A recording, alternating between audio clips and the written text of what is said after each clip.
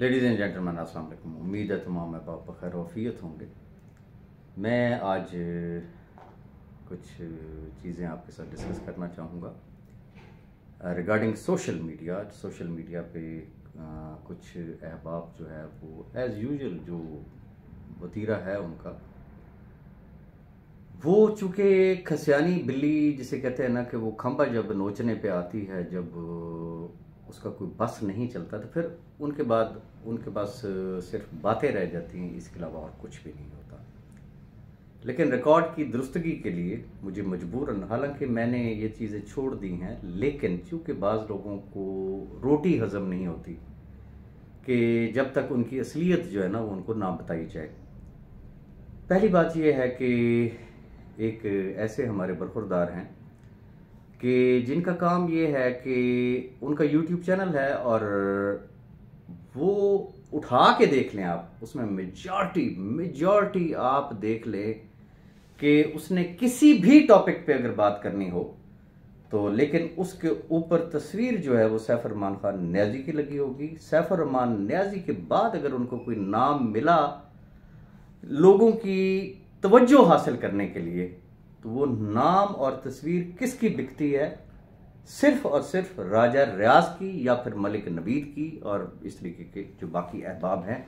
Reason कि जब तक वो टाइटल पे वो तस्वीर ना लगाएं सैफ अरमान न्याजी की या मलिक नवीद की या राजा रियाज की, तो ऑब्वियसली वो अट्रैक्शन नहीं होती। लोग बाकी अगर किसी भी टॉपिक पे अगर हमारे तस्वीरों के बगैर या हमारे नाम के बगैर अगर कोई वीडियो शेयर करे, तो फिर आपको भी पता है कि उसके व्यूअर्स कितने होते हैं। लेकिन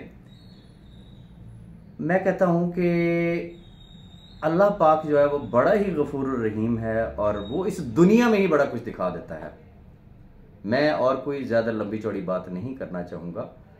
याद कर लें कि अभी सैफ अरमान खान न्याजी साहब जो है वो जेल में थे, तो मैंने एक प्रोग्राम किया था, अपना डिटेल्स मैंने प्रोवाइड की थी कि B4U की बर्बादी में किन किन लोगों का क्या क्या मुतवक्के रोल था, जिसमें मैंने बताया था कि सैफ अरमान न्याजी साहब की अपनी फैमिली और कुछ और अहबाब, और मैंने उसमें वर्ड एक यूज़ किया था खलाई मखलूक। खलाई मखलूक का इसलिए मैंने किया था कि जब भी मैं या मलिक नवीद साहब हम जेल में जाया करते थे सैफ साहब से मिलने के लिए कि जी मामलात किधर जा रहे हैं, हमें कुछ समझ नहीं आ रही, वो वाली मैनेजमेंट कहाँ है जिसके हाथ में सारा कुछ था? वो कौन लोग हैं? कम से कम हमें बताएं तो सही, वो कौन सी ऐसी खलाई मखलूक है जो आज दिन तक किसी को नजर नहीं आई और अब भी जो आपको गो हेड दे रही है कि जी फिक्र नॉट, इंशाल्लाह जी ये भी हो जाएगा वो भी हो जाएगा। तो कितना अरसा मजीद जो है वो इस तरीके से हम लोग रहेंगे? तो वो मैंने एक नाम दिया था खलाई मखलूक का, और मैंने सारी चीज़ें ऑन रिकॉर्ड में लाया था कि भाई ये चीज़ें मेरे पास इंफॉर्मेशन हैं, उन्होंने ये किया। फिर वो खलाई मखलूक आई मीन के आमिर तौसीफ साहब, he was the managing director of B4U and many of other companies जो कि SRG ग्रुप के थे, वो उसके MD थे और उनके अजीज़ो कारब, उनके भाई, जो चीज़ें मेरे पास थी मैंने पब्लिक की, मैंने शेयर की, और मुझ पे प्रेशर भी आया कि जी इन तमाम चीज़ों को आप डिलीट कर दें। तो मैंने माजरत की थी कि सॉरी मैं डिलीट नहीं करूँगा, और मैंने आज दिन तक कोई भी वीडियो अगर बनाई है तो ये अल्लाह पाक का करम है कि मैंने आज दिन तक कोई सिंगल वीडियो भी डिलीट नहीं की। अब हुआ क्या कि जब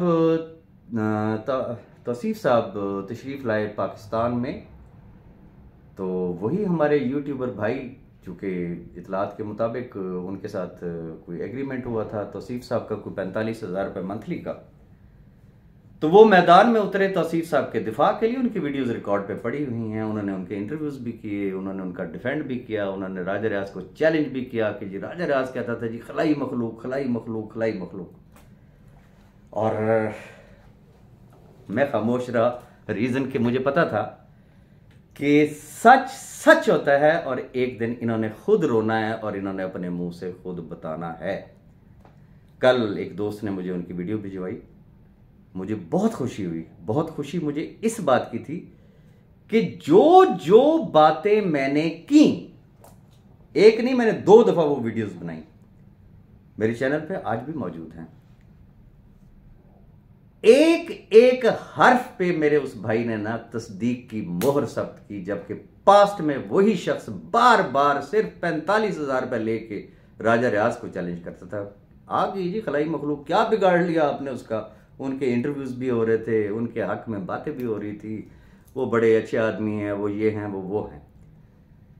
अब गुजारिश सिर्फ इतनी सी है, अब कहीं से 45 की बजाय 46,000 मिल गया होगा, 47,000 मिल गया होगा, 50,000 मिल गया होगा। तो अब राजा रियाज की कही हुई तमाम बातें सच हो गई, एज इट इज वही की वही तमाम बातें उन्होंने अपनी वीडियो में शेयर की। और बात सिर्फ उनकी वीडियो की नहीं है, इवन के नैब का जो फर्द जुर्म जो है, आप उसको स्टडी करके देख लें। क्या राजा रियाज ने कोई एक भी गलत बात कही थी? मैं बड़ा बोल नहीं बोलता, इंशाअल्लाह आने वाले वक्त में भी ऐसे तमाम लोग कि जिनको जहां से चंद टके मिल जाए, चूंकि मैं बारहा मैं गुजारिश कर चुका हूं, मेरा शुरू दिन से जो एक मौकफ था, क्या आज दिन तक सिंगल मौकफ भी चेंज हुआ? वही मेरे भाई साहब, पता नहीं, मुझे नहीं समझ आती, हिल गए, क्या हुआ क्या नहीं हुआ। फरमाते वो क्या है, राजा रियाज को देखिए गिरकट की तरह रंग किस तरीके से बदलता है। और मेरी ऑडियो क्या शेयर कर रहे हैं कि जिसमें मुझे बहुत अच्छे तरीके से याद है कि सैफ साहब को नैब कोर्ट में ले जाया जाता था हथकड़ियों में, और फिर उनको हवालात में बंद कर दिया जाता था। बहुत अजीब व गरीब वो उस दौर के हालात थे। और सूबेदार साहब जो है वो वहाँ जाया करते थे। सूबेदार साहब ने मुझे मैसेज किया और उन्होंने मुझे ये कहा कि फलां बात हुई, तो सैफ साहब ने ये कहा कि यार राजा साहब को ये बात आपने बतानी है। ये बात हुई तो उन्होंने कहा ये बात आपने राजा साहब को बतानी है। ये बात हुई तो उन्होंने कहा यार ये बात आपने राजा साहब तक पहुंचानी है, आपने उनको बताना। तो मैंने उनको जवाब दिया था और मैं उस वक्त अपने जज्बात पे कंट्रोल नहीं कर सका था और मैं रो पड़ा था। और मैंने सिर्फ इतनी बात की थी कि मैंने उसे भाई कहा, मुझे उसे इस अजियत में मुझसे नहीं देखा जा सकता क्योंकि वो मेरा भाई है। मैं जेल जाता हूँ, मैं उससे जाके ज़रूर मिलता हूँ, वहाँ पे एक VIP माहौल होता है, लेकिन वहाँ हथकड़ियों में बंद, हवालात में बंद, तो वो चीज़ मुझसे बर्दाश्त नहीं होती। क्वेश्चन इज दिस कि गिरगिट की तरह रंग राजा रियाज बदलता है या ये टके टके के लोग बदलते हैं जो चंद टकों की खातिर आज उनका एक स्टैंस होगा, कल दूसरा स्टैंस होगा। जिधर से हड्डी मिल गई भूल जाना है उन्होंने कि कल किसको बाप कहा था और आज उसी को गाली दे रहे हैं। जिसको आज गाली दे रहे हैं कल उसको अब्बा जी कहना है, सिर्फ चंद टकों की खातिर। ये चीजें ऑन रिकॉर्ड रहनी चाहिए। सवाल ये पैदा होता है कि राजा रियाज अगर रोया था, राजा रियाज ने अगर उसको भाई कहा था, राजा रियाज ने किधर रंग बदला? दुनिया ने जो कुछ किया, क्या राजा रियाज ने सैफ अरमान न्याजी का साथ छोड़ दिया? राजा रियाज के मुंह से आज दिन तक सैफ अरमान न्याजी के खिलाफ कोई गाली गलोच, कोई गुफ्तगू, कोई ऐसी बात किसी ने सुनी? अल्हम्दुलिल्लाह I know how to own my words. उसको भाई कहा था, वो भाई है और वो भाई रहेगा। और मैं बहुत अच्छे तरीके से जानता हूं ये इस तरीके की जब वीडियोस बनती हैं तो उसका कंटेंट राइटर कौन होता है, इसका डायरेक्टर कौन होता है, इसकी इंस्ट्रक्शंस कहां से मिलती हैं, सारा कुछ पता है, सब कुछ पता है। और जब मैं बात करता हूं 25 लाख की, 30 लाख रुपए की, तो फिर एकदम से जंप लिया जाता है। चोर की दाढ़ी में तिनके वाली बात होती है। उस चीज का कोई जवाब नहीं है। कलमा पढ़ के कह दे नहीं लिया है, बताए मुतासरीन के नाम पे पैसे नहीं लिए जाते, ब्लैकमेलिंग के नाम पे पैसे नहीं लिए जाते। फिर हमारे एक और भाई साहब है, मुझे नहीं समझ आती, वो जो मैं हमेशा एक बात कहता होता हूं कि डिग्गा खोती तू ते गुस्सा कुम्हारते। राजा रियाज को चैलेंजेस दिए जाते। राजा रियाज, अच्छा जी ये बात की जाती, जब वो पिंडी में था तो वो घर से नहीं निकलता था। मुझे ये बता दें, उनके बहनोई या उनके साले जो सारी सारी रात मुझसे बैठ के मीटिंग्स किया करते थे, तो वो कहां मैं किया करता था? छुप के किया करता था।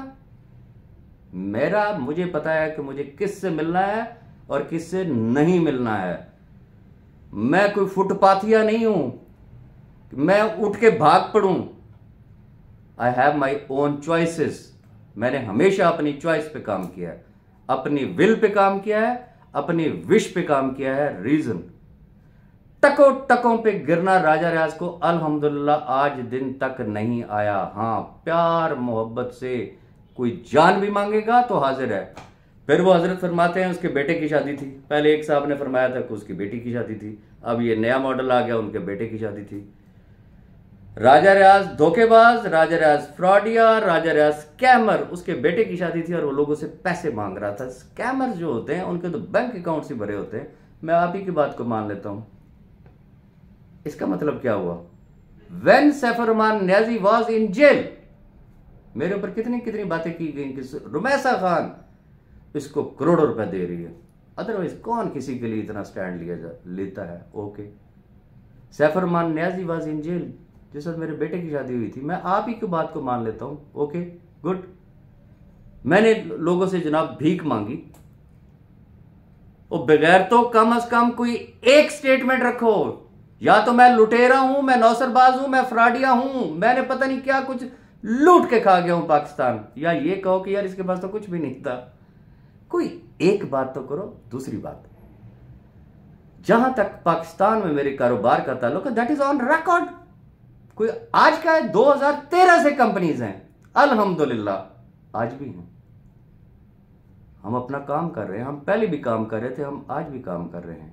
मैंने कलमा पढ़ के कहा था कि राजा रियाज और उसकी फैमिली के फाइनेंशियल स्टेटस में रत्ती बराबर कोई फर्क नहीं आया, इवन के कैश वर्थ स्टार्ट होने की वजह से। मैं आज फिर कलमा पढ़ के कहता हूं कि ला इलाहा इल्लल्लाह मुहम्मद रसूलुल्लाह। कैश वर्थ का एक आने टके का ROI कमीशन, रेफरल कमीशन, गाड़ी की achievement, affiliate bonus, whatever is, एक आना टका भी मेरे लिए खंजीर बराबर है। और मैं सब जानता हूं कहां कहां पे बैठ के क्या क्या बकवासात की जाती हैं। ऐसे लोग भी हैं, दोस्त नुमा दुश्मन, मुनाफिक तरीन लोग, जिनमें इतनी अखलाकी जरूरत नहीं है कि मुंह पे बैठ के बात कर सके। मुंह पे राजा रियाज अब्बा जी होगा, मुंह पे राजा रियाज भाई होगा, पीठ पीछे बातें क्या होती हैं? वो साढ़े पैसे तो यशी हो रही है। आपकी अम्मा के जहेज से जो है वो पैसा आया था। मैं बहुत एक ओपन माइंडेड आदमी हूं, बहुत ओपन, मैं खुली किताब हूं। I have each and every record, I have my bank statements. कोई है ना कोई हलाली का बच्चा है, वाकई कोई मर्द का बच्चा है तो फिर साबित करके दिखा दे कि राजा रियाज ये खा गया है। मैंने एक ओपन बात की थी कि yes I am living at Dubai, ला इलाहा इल्लल्लाह मुहम्मद रसूलुल्लाह। फिर कलमा पढ़ के कहता हूं कि जो मैं कंपनी से लेता हूं, सम टाइम ऐसा होता है मुझे घर से अपने बच्चों से पैसे मंगवाने पड़ते हैं। मेरा जमीर मत करता है, मैं हाथ नहीं फैला सकता हूं, मैं नहीं मांग सकता हूं। फिर भी ये बेगैरत के बच्चे जो है वो उठ के मेरे ऊपर तनकीद करें, उनको मिला सिर्फ राजा रियाज है। इतने तप्पड़ खान के बच्चे हो ना, इतने बड़े आप वो हो जो पर्सनल पे आके बातें करते, जब कोई दलील नहीं रहेगी। जो आपका बहनोई बैठा हुआ है पाकिस्तान में, 1.5 साल से आपने उसका क्या बिगाड़ लिया? सिर्फ मुझे ये बता दे। सिर्फ तकरीरें, सिर्फ बातें। अपने बहनोई का अगर आपने कुछ बिगाड़ लिया था तो आज राजा रियाज भी आपको कहता कि मर्द के बच्चे हो। बातें करते हैं कि जी उसने अपने एक दोस्त को कहा, वो चाहता है कि सैफुर रहमान नियाज़ी की इंसल्ट हो। यस, मेरी बात हुई है, मुझे पैगाम दिया गया है कि जी कोर्ट के अंदर कुछ भी हो सकता है, ला इलाहा इल्लल्लाह मुहम्मद रसूलुल्लाह। मैंने आगे से एक ही जवाब दिया कि ये बाजू मेरे आजमाए हुए हैं, ये बड़े बड़े फतवे मैंने सुने हुए हैं। सैफुर रहमान नियाज़ी के सामने जब जाते तो उस वक्त भीगी बिल्ली बन के बैठे होते, दुम मिलाते हुए पहुंच जाते हैं। चंद टकों पे मरने वाले लोग ऐसे सिर्फ उनको दे दीजिए तो मुंह बंद, स्टेटमेंट चेंज, सारा कुछ चेंज। और अगर सैफुर रहमान नियाज़ी ना दे तो फिर तोपो करो राजा रियाज की तरफ है। राजा रियाज आ रहा है पाकिस्तान, मैं आपको बता रहा हूं, पब्लिकली अनाउंस कर रहा हूं, मैं आ रहा हूं पाकिस्तान। मैं किसी के बाप का मुलाजिम नहीं हूं। मुझे कोर्ट बुलाएगी मैं जाऊंगा, मुझे कोई इदारा बुलाएगा मैं जाऊंगा, मुझे किसी ने एयरपोर्ट पे गिरफ्तार करना है मैं हाजिर हूं। मैं एक law abiding citizen of Pakistan हूं। मैं वहां पे जवाब दूंगा। अगर मुझे कोई इदारा, कोई अदालत बुलाएगी विद एविडेंस, मैं वहां पे बात करूंगा। What I am doing, what is my rule। ये टके टके के लोगों की, जिनकी अपनी औकात ये है कि उनको चंद टके उनके मुंह में ठोस दिए जाए, मैं उनकी बातों में आके कहूंगा। कोई भी इदारा मुझे बुलाना चाहता है, कोई भी अदालत, ऑनरेबल जज साहब मुझे बुलाना चाहते हैं, yes I will go there. मैं अपना ओपिनियन दूंगा। मुझे बात करना आती है और विद एविडेंस बात करना आती है। I was the end user of be for you. किसी ने अपनी अम्मा का जहेज बेच के राजा रियाज को नहीं दिया था, जिस बहनोई को दिया था उसके सामने तो दो मिलती रहती है। बातें करने के लिए सिर्फ राजा रियाज रह गया। जिस दिन उसका कुछ बिगाड़ लोगे उस दिन मेरे साथ आके बात करना। सारे लोगों को पता है कि आपकी औकात क्या है। सिर्फ ग्रुपों में रौनक मेला, नथिंग एल्स। मैं फिर कहूंगा, मैं जातियात पे नहीं आया करता। बिलो द बेल्ट जितनी गुफ्तगू होती है, ये खानदानी लोगों का वतीरा नहीं है। इश्यू पे बात की जाए। इश्यू पे आपके पास बचे ही कुछ नहीं है। किधर किधर जाके आप लोग धक्के नहीं खा के आ गए। नैब में आप लोग नहीं गए, कितने बंडल लेके गए एप्लीकेशन के। उन्हें कह रही होने की लेना आए हो, मुंह की खा के आए। हाई कोर्ट में गए, मुंह की खा के आए। सुप्रीम कोर्ट में गए, मुंह की खा के आए। क्या बचा है आप लोगों के पास जो अब आप कोर्ट में जाएंगे? जाए ना कोर्ट में, कोर्ट आपको बुला रही है ना, कंप्लेनेंट है ना, जाए, उसको लगवा दें फांसी, दे दें उसको सजाए मौत, करवा दें आप उसको उम्र कैद। जो बात करने वाली है वो बात करें। और मैं बाकी तमाम अहबाब से एक गुजारिश करना चाहूंगा, कैशवर्थ के जितने भी अहबाब हैं, ये जितने भी लोग हैं, ये आपको भी पता है कि इनकी औकात है क्या। ये कभी अपने पैरों पे खड़े हुए हैं, पल में तोला पल में मासा वाले लोग हैं। आज एक स्टेटमेंट होगी, कल दूसरी स्टेटमेंट होगी। किसी से इन्होंने प्लॉट लिया होगा, प्लॉट की वीडियो मौजूद है कि क्या सौदेबाजी हुई है, प्लॉटों वालों के खिलाफ वीडियो नहीं बननी है। क्या मैं कहूं? तो बात सिर्फ इतनी सी है, थोड़े लिखे को पूरा नॉवल समझिएगा। मेरा नाम राजा रियाज है, मुझे दुनिया जानती है। मैं अगर स्टैंड लेता हूं तो फिर मेरा स्टैंड होता है और मुझे घर तक छोड़ना आता है, वो दुनिया का कोई भी शख्स हो। रीजन कि मेरे दिल में ना चोर था, ना है, ना होगा, ना मैं किसी का काना हूं। ये ज़हन में रखिएगा। मैंने जिंदगी में जहां भी अगर कोई काम किया है, मैंने दिलो जान से किया और मैंने हमेशा हलाल करके खाया है। हराम ना खाया है, ना खाऊंगा। ना मैं हरामी हूं, ना हरामियों की लिस्ट में आना चाहता हूं, ना मैं आऊंगा।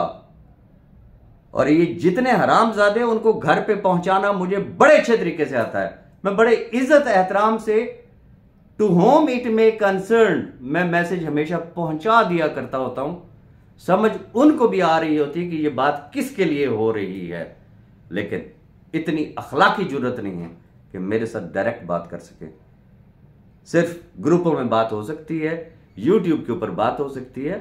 हिम्मत पैदा करें ना, डायरेक्ट मुझसे जरा करें बात, मैं आपको जवाब देता हूं। और बाकी रही अदालतों में जाने की और मेरी गिरफ्तारी करवाने की, तो जिस मेरे मुंह से अब कुछ निकलेगा, जिसने जो करना है, मैं आ रहा हूं, करवा ले। आप मुझे एयरपोर्ट पे अरेस्ट करवा ले, आप मुझे अदालत में बुलवा ले।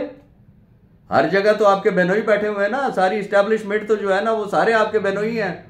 आपके एक ऑर्डर पे पता नहीं काया पलट जाती, जाए जाके करवा ले, बुलवा ले मुझे, मैं आ जाऊंगा। That's all.